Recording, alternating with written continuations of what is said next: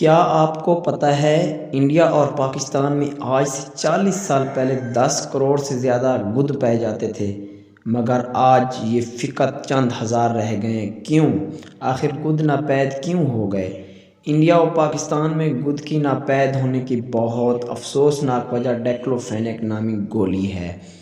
जानवरों जैसा कि गाय भैंस को डिक्लोफेनेक के इंजेक्शन बतौर पेन किलर या बुखार की सूरत में लगाए जाते हैं और जानवर के गोश्त या उनकी बाक़ियात उसकी कुछ मिकदार रह जाती है।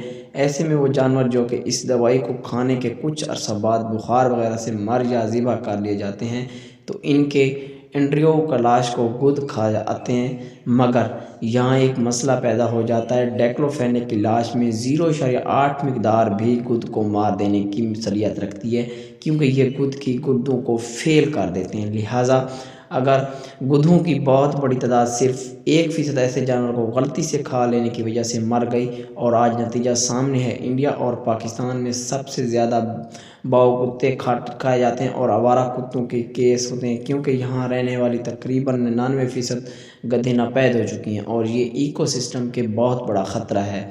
गुद की नापैद होने की वजह उनके ममालिक में जंगली चूहों और आवारा कुत्तों की तादाद बढ़ने लगी है। गुद एक ख़ास निज़ाम और मीडियम रखते हैं जो कि लाश में मौजूद हर तरह के जुड़वे हज़म को कर सकता है, मगर कुत्ते और चूहे ऐसा नहीं रखते, जिसकी वजह से ये मुख्तलिफ बीमारियां फैलाने का मौजब बन रहे हैं। इंडिया में डिक्लोफेनेक का इस्तेमाल तुर्क कर दिया गया है, मगर पाकिस्तान में अभी भी ये इस्तेमाल की जाती है। याद रहे, डिक्लोफेनेक का सादा सा मुतबादिल मैक्लोफेन नामी गोली है। अगर आपका डॉक्टर आपके मवेशी बीमार हैं, ये डिक्लोफेनेक देता है, तो प्लीज़ ऐसे दूसरों को दवाइयों को म्यूज़ियम रखने देने के कहीं, वरना आपका इकोसिस्टम तबाही में बर्बाद ना हो जाए।